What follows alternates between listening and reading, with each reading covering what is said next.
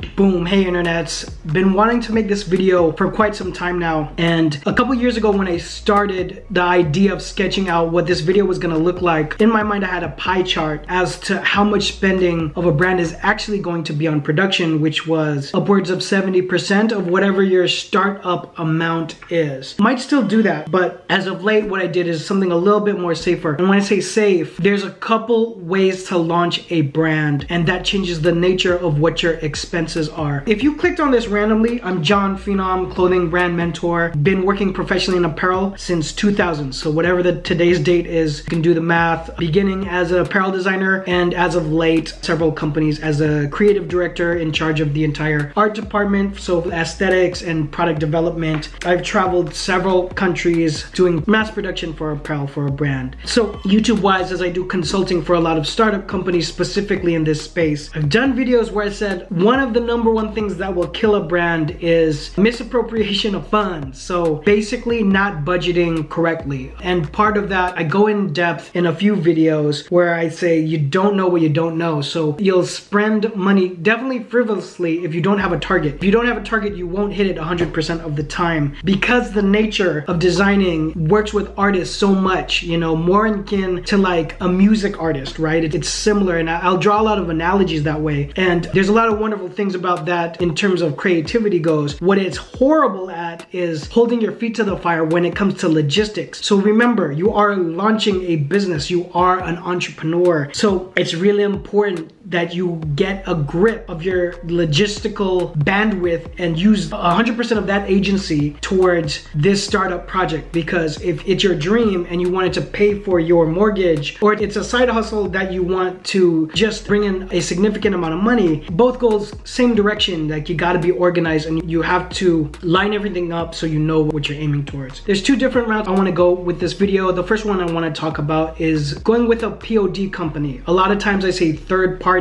and a third party vendor meaning not you or the customer, but the person in between. So this would be a company like Printify, Printful, or YouTube is very associated with Teespring. So these companies where all you have to do is be in charge of the design, and then they will take care of the production and a lot of times the fulfillment. So they will ship like white label from their facilities straight to the customer. Now, of course, for that, they're definitely going to take a much bigger cut than if you were going to do production directly. But the solution that gives, the pros that gives, is one, it takes all the risk out of trying out the design. So you don't sell any, you don't really lose anything, because it just exists online as a picture, to where if they press buy, that's when the action starts happening in terms of creating it. So there's no minimum, there's no risk of you making 100 of these pieces, finding out that they don't sell, and then having it stay in your mom's garage or basement and say, oh, I tried clothing once and it sucked. So because of the rise of these companies, it's changed a lot of the videos that I've covered as I watched the emergence, and also just the progression of these companies. They're becoming very robust. So your expenses for that, let's talk about expenses, is gonna be really that 70% that you would spend in production now really widens the margin towards marketing, which is super important. So really you're always looking for, say it with me, proof of concept. If you're subscribed to my channel, I talk about proof of concept all the time. So these product on demand companies allow you the ability to see if the design hits, or people are vibing with the logo, if you could actually make numbers happen with the designs you put out. And another good thing is you can put out virtually as many designs as you want. Of course, I wouldn't suggest that you go too nuts. You don't want to put out 100 designs. I also wouldn't put out 10 colors of the same design out. But in any case, let's get back to talking about expenses. You can put now a lot of that money towards marketing. So when I say putting money towards marketing, do I mean ad spend? Yes, I do. For example, in Instagram, any digital marketer will tell you, and any person who studies it will say that our organic reach is dead. And it's dead. Everyone knows that it's dead. So to fully reach your circle and reach outside of your circle of the amount of people who you have subscribed to your Instagram, you need to pay for it. I mean, that's just business. So it gives you some budget to experiment where you would put that. When I say putting money in marketing, I would also put some of that money towards influencers. So beginning to test with influencer marketing would be something I would do. If I had a company right now, there would definitely be an allocated budget towards that for sure, 100%. I'm saying if it was a multi-million-dollar company, everything's running. So I would encourage that you do that as a new company as well. Some of that budget would go towards design work. If you're doing everything 100% yourself, it would be worth it to freelance a designer to get a different take on things, unless you come from the background of being an apparel designer, a graphic designer, art director, anything in that realm. But it would be good to get a diversity of looks for your brand. You know, design is a huge part of the kind of products that you're going to put out. Now, I say about 70% because whatever budget you start with should be a budget where you're trying to find proof of concept and you see the money start coming back to you. Now, the money will be coming back at a smaller margin if you use a POD company, but it's really good if you do see a good significant portion coming back to the point where you can start counting how much money you would make if you made the production directly and then shipped it yourself, okay? Because since the POD company is taking care of production and shipping, I would just put most of that effort towards really trying to create the most amount of awareness possible. Number two, I wanted to talk about more traditional way of doing it, where we take the 70% back and we put it into production.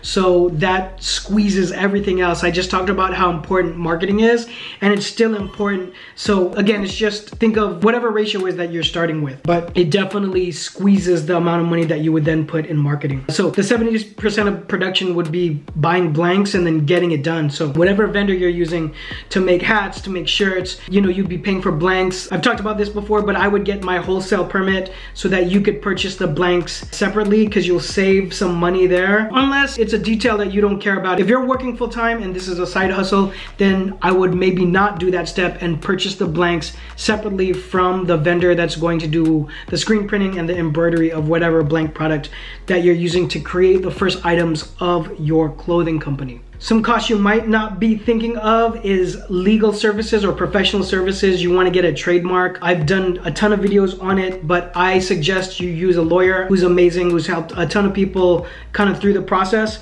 And the reason I wouldn't use someone like LegalZoom or any kind of do-it-yourself is because there's a lot of room for error and you don't want to have to end up paying for that later. If this is a serious business, it's a serious brand that you want to do, if you contact me, I give the contact to my lawyer. And so people might be surprised what line items you might have for legal services. So definitely trademark being one of them. You want to get counsel for that. And you want to be organized about the budget too. You want to make sure that you have international production separate from domestic production, in case you do have a cut and sew vendor that's outside of the United States.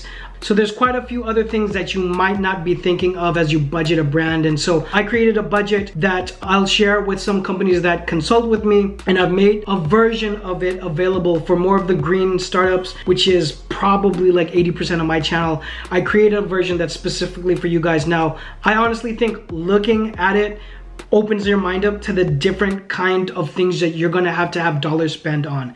Now, consulting specifically with startups since 2005. So seeing the change of tech, DTG and all of these things, and being a YouTuber who speaks specifically on this has given me a unique visibility on this subject. So that's all available at clothingbrandacademy.com. So take a look at it there. I have a couple other solutions. Also, if you're new to the game, I have a free course, and it's not an upsell to anything else. It's just a course. It's called Pre-Launch, and these are some of the frequently asked topics and questions that I get from my one-on-one consulting. Follow me on social media when you get a chance. I'll see you guys on the next one. Bye.